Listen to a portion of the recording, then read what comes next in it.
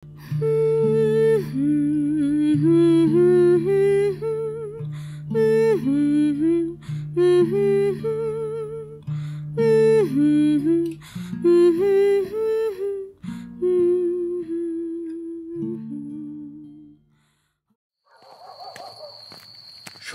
সময় সওদাগর আসতেই তার বন্ধু এসে মুখখানা হাড়ির মতো করে বলল, ভাই, একটা বড় মুশকিলে পড়েছি।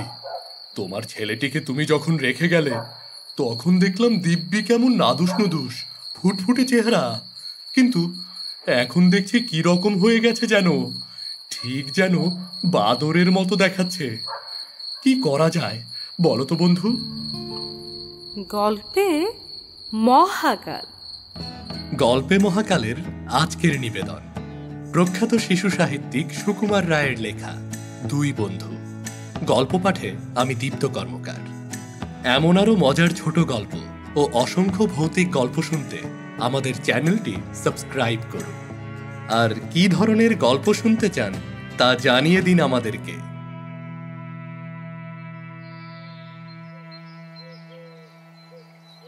এক ছিল মহাজন আর এক ছিল সওদাগর। দুজনের ভারী ভাব।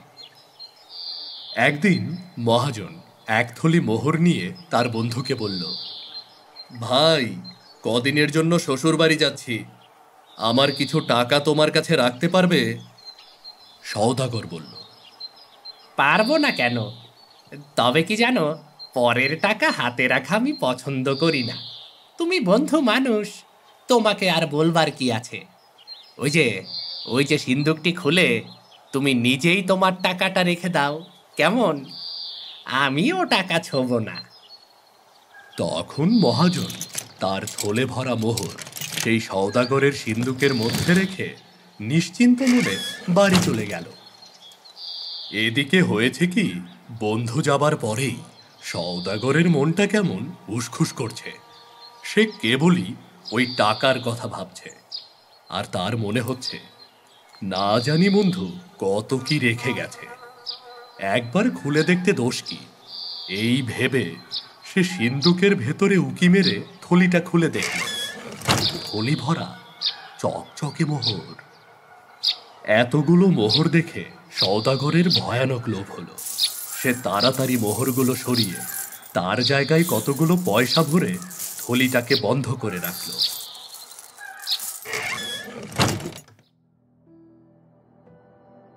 10 দিন পরে তার বন্ধু যখন ফিরে এলো, তখন সওদাগর খুব হাসি মুখে তার সঙ্গে গল্প সল্প করল।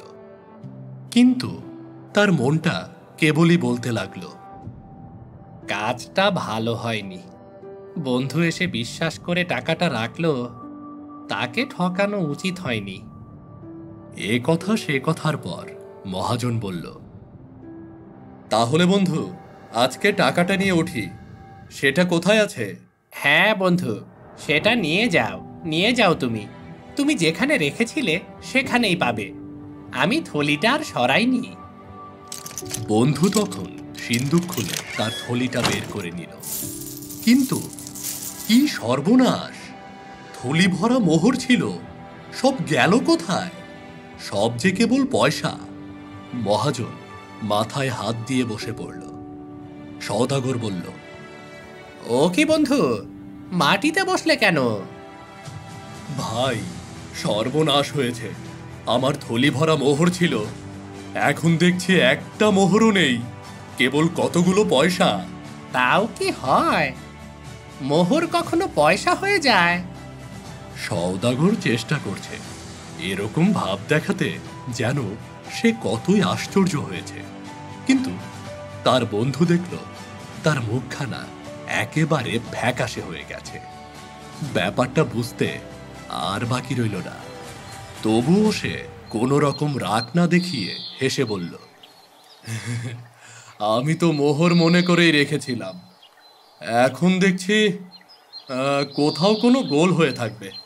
যাক, যা গেছে তা তো গেছেই, সে ভাবনায় আর কোনো কাজ নেই। এই বলে সে সওদাগরের কাছে বিদায় নিয়ে পয়সার থলি বাড়িতে নিয়ে গেল। সওদাগর হাঁপ ছেড়ে বাঁচল।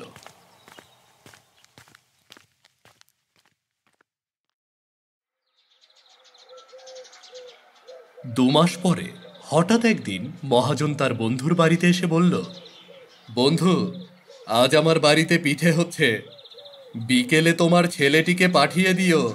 বিকেলবেলা সওদাগর তার ছেলেকে নিয়ে মহাজনের বাড়িতে রেখে এলো আর বলল, সন্ধ্যার সময় এসে নিয়ে যাব, কেমন?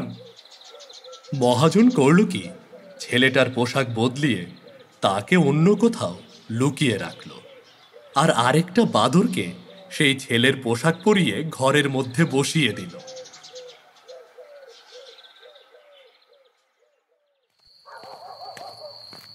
সন্ধ্যার সময় সওদাগর আসতেই তার বন্ধু এসে মুখখানা হাড়ির মতো করে বলল, ভাই, একটা বড় মুশকিলে পড়েছি। তোমার ছেলেটিকে তুমি যখন রেখে গেলে তখন দেখলাম দিব্যি কেমন নাদুস নুদুস ফুটফুটে চেহারা, কিন্তু এখন দেখছি কি রকম হয়ে গেছে, যেন ঠিক যেন বাদরের মতো দেখাচ্ছে। কি করা যায় বলো তো বন্ধু? ব্যাপার দেখে সওদাগরের তো চক্ষু স্থির। সে বলল, কি পাগলের মতো বকছো? মানুষ কখনো বাদর হয়ে যায় নাকি? মহাজন অত্যন্ত ভালো মানুষের মতো বলল, কি জানি ভাই, আজকাল কি সব ভূতের কাণ্ড হচ্ছে, কিচ্ছুটি বুঝবার জো নেই। এই যে দেখো না, সেদিন আমার সোনার মোহরগুলো খামোখা বদলে গেল, সব পয়সা হয়ে গেল। অদ্ভুত ব্যাপার না? তখন সওদাগর রেগে বন্ধুকে গালাগালি দিয়ে কাজীর কাছে দৌড়ে গেল নালিশ করতে।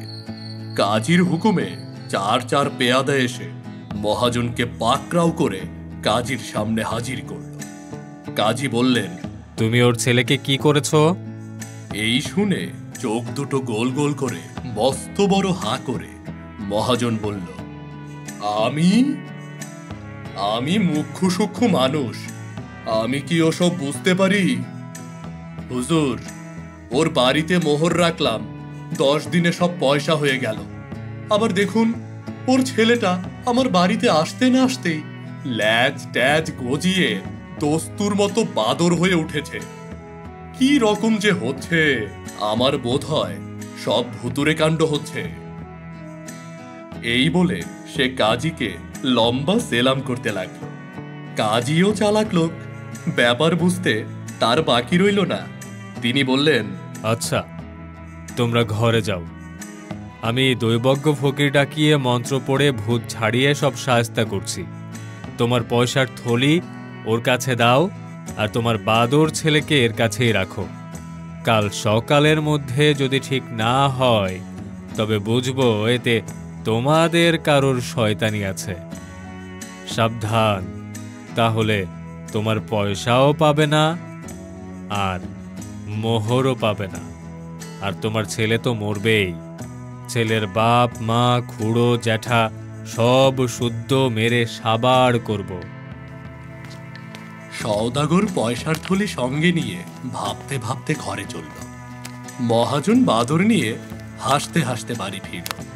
ভোর না হতেই সওদাগর থলির মধ্যে আবার মোহর ভরে মহাজনের বাড়ি গিয়ে বলছে, বন্ধু বন্ধু, কি আশ্চর্য, দেখে যাও, তোমার পয়সাগুলো আবার মোহর হয়েছে। তাই নাকি? কি আশ্চর্য! এদিকে সে বাদরটাও আবার তোমার খোকা হয়ে গেছে। তারপর মোহরের থলি নিয়ে সওদাগরের ছেলেটাকে ফিরিয়ে দিয়ে মহাজন বলল, দেখ জোচ্চোর, ফের আমায় বন্ধু বন্ধু বলবি তো মেরে তোর থোতা মুখ ভোতা করে দেব।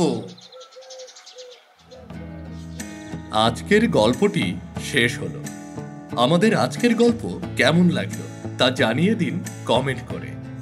এমন আরো মজার ছোট গল্প ও অসংখ্য ভৌতিক গল্প শুনতে আমাদের চ্যানেলটি সাবস্ক্রাইব করুন। দেখা হবে নতুন কোনো গল্প নিয়ে, গল্পে মহাকারে। ধন্যবাদ।